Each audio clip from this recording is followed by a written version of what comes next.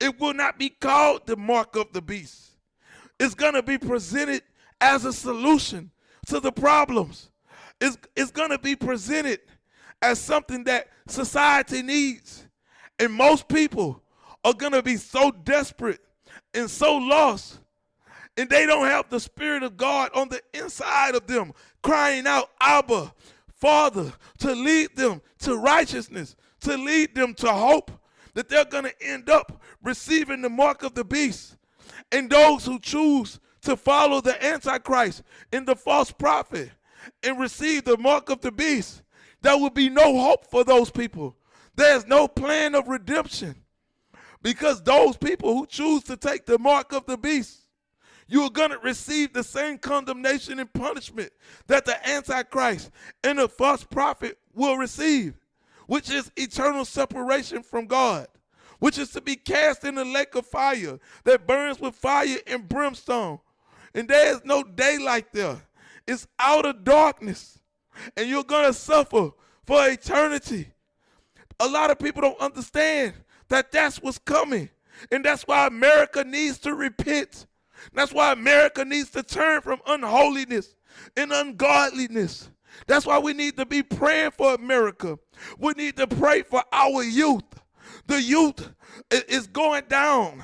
You don't hear nobody. I see so many people doing prom and during graduation, they're posting their children. But when these children grow up, I have never seen one person make this post.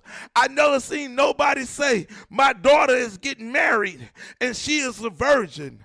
My daughter was the first woman in our family to get married, and she didn't have children out of wedlock. I never seen anybody make a post and say, my son got married and he was a virgin. My son was the first one that didn't have children out of wedlock. That's because the parents not raising their children to be holy no more. The parents not raising their daughters to be virgins and be young ladies and walk in holiness. They not telling their daughters, baby, keep your legs closed. They not telling their son, keep your zipper up. Nobody is living for holiness no more. As a matter of fact, the parents are endorsing rebellion. The parents, they don't care what type of music their children listen to. They don't care what type of movies their children watch. They let them watch anything. My brothers and my sisters, I want to encourage you to wake up before you fall asleep. It is time to come out of the world. It is time to walk in holiness and truth. A lot of people don't want to come to God because they say, well, if I come to God, all my fun going to be over. That's not true, my brothers and sisters. You can still live a godly life and have fun. I love to joke. I love to laugh. I love to have fun. But there's certain things that I'm not going to do. There's certain activities that I'm just not going to participate in, because I got to walk the straight and narrow path. I got to walk with Jesus on a daily basis.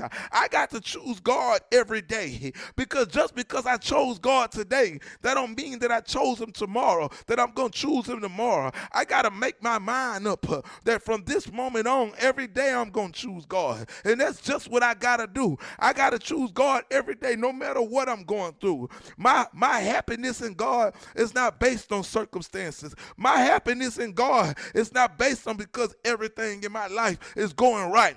My happiness in God is that I trust him through the rain. I trust God through the pain. I trust God walking through fiery flames, because I know that everything is going to be all right. I know that my Redeemer lives.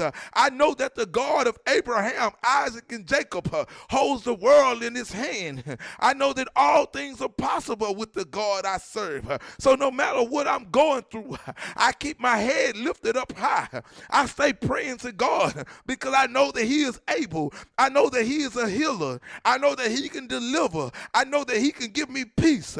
I know that he can give me joy that the world can't give me. I know that God can give me joy that alcohol can't give me. I know that God can give me joy that getting high can't give me. I know that God can give me joy that sexual perversion can't give me, because all the things of the world are temporary. Money is temporary. Cars are temporary. Clothes are temporary. temporary, but God is eternal. So I know walking with God, God can solve any one of my problems.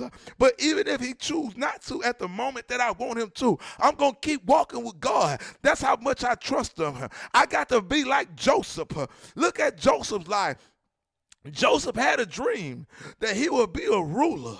But before Joseph ever became a ruler, he was betrayed by his brothers. He was sold into slavery. He was lied on by Potiphar's wife. And even Joseph interpreted the dream of the person who would go back to Pharaoh. And he said, don't forget me.